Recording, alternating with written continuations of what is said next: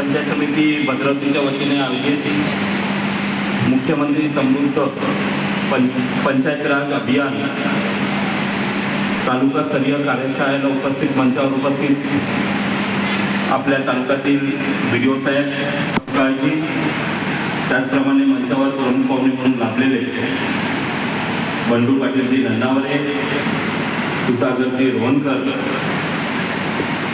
नंदुरी गावचे सरपंच भोयरजी, छायाताई, त्याचप्रमाणे पंचायत समितीतील अधिकारी आत्मूलवार साहेब, दराडे साहेब, प्रकाशजी आणि मंचावर उपस्थित सर्व मान्यवर, पंचायत समिती भद्रावतीचे सर्व कर्मचारी, पदाधिकारी, अधिकारी आणि मोठ्या संख्येने उपस्थित भद्रावती तालुक्यातील आलेले समस्त सरपंच मंडळी, ग्रामपंचायत सदस्य, आशा वर्कर, माझ्या माता भगिनी, बंधूंनो, मित्रांनो, आपल्या महाराष्ट्र शासनाच्या वतीने आपले ग्रामविकास मंत्री गोरे साहेब तसेच आपले मुख्यमंत्री देवेंद्रजी फडणवीस साहेब यांच्या संकल्पनेतून आज मुख्यमंत्री समृद्ध पंचायत राज अभियान या अभियानाची सुरुवात आपले लाडके पंतप्रधान नरेंद्रजी मोदी साहेब यांच्या वाढदिवसानिमित्त 17 सप्टेंबर ते 31 डिसेंबर या कालावधीमध्ये आपल्याला या अभियान राबवायचं आहे. हे करत असताना आपण आज बघतो की ग्रामीण भागामध्ये सर्वात मोठी संस्था म्हटलं तर जिल्हा परिषद पंचायत समिती आणि गेल्या 4 वर्षापासून या निवडणुकी न झाल्यामुळे तिथे प्रशासक बसलेलं आहे आणि ज्या प्रकारे आपल्या ग्रामीण भागातील असेल, आपल्या ग्रामपंचायतीचा विकास करायचा असेल तर या संस्थेमध्ये एक वचक ठेवणारा असा प्रतिनिधी म्हणून तिथे असला पाहिजे आणि हे न असल्यामुळे आज अनेक भागामध्ये अनेक ग्रामपंचायती आपण बघतो तिथे अनेक कामं रखडलेली आहेत. पण या अभियानाच्या माध्यमातून ज्या प्रकारे राज्य सरकारच्या अनेक योजना चालू आहेत त्या योजनांचा एक क्लब करून एकत्रित करून हा अभियान आपल्याला राबवायचा आहे. ज्या प्रकारे BDO साहेबांनी आपल्या सर्वांना माहिती दिलीच आहे की आपल्याला या अभियानामध्ये कुठलाही शासनाच्या माध्यमातून कुठेही निधी नाही भेटणार, पण शासनाच्या माध्यमातून एक प्रोत्साहनपर आपल्याला बक्षीस भेटेल. तर आपलं गाव आपली जबाबदारी म्हणून आपण हे पुढाकार घेऊन आपल्या गावासाठी आपण काम केलं पाहिजे.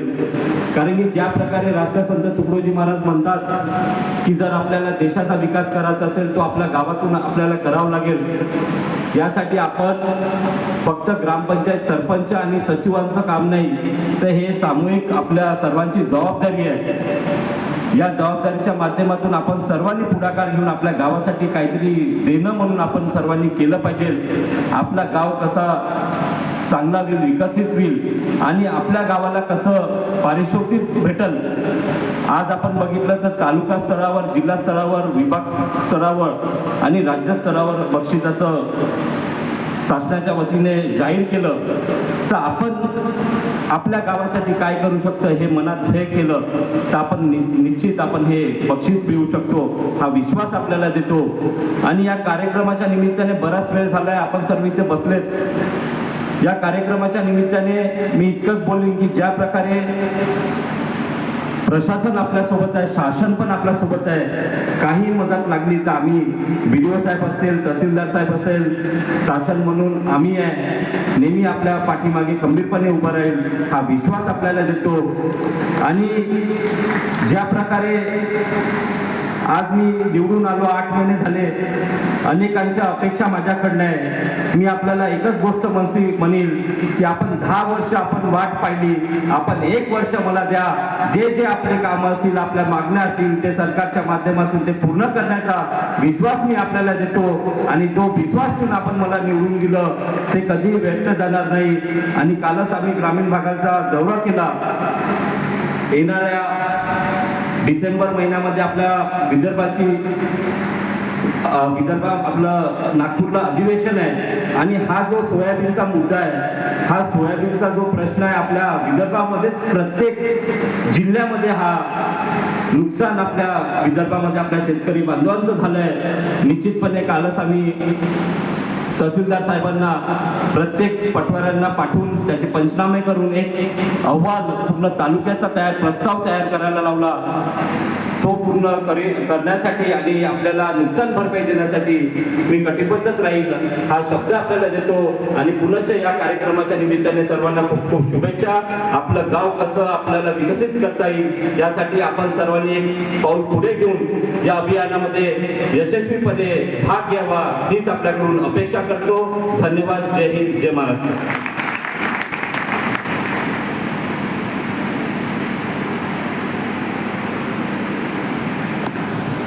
धन्यवाद सरांनी सर तसं नेहमीच आपल्याला मार्गदर्शन करत असतात आणि ते मार्गदर्शन जेव्हा करतात तेव्हा त्यांची जी नाळ आहे ग्रामीण भागातील जनतेशी किंवा ग्रामस्थाशी कशी जोडलेली आहे हे आपल्याला त्याचा प्रत्यय त्यांच्या बोलण्यातनं येतो आणि नुसतं बोलण्यातनं येत नाही तर त्यांचे होणारे दौरे आहे, त्यांचा विकास काम आहे, हा यांचा जिवंत पुरावा आहे की ते किती तळमळीने आणि तळागाळातील लोकांसाठी काम करतात हे आपल्याला प्रत्यक्ष अनुभूती त्यांच्या कार्यावरनं येतं।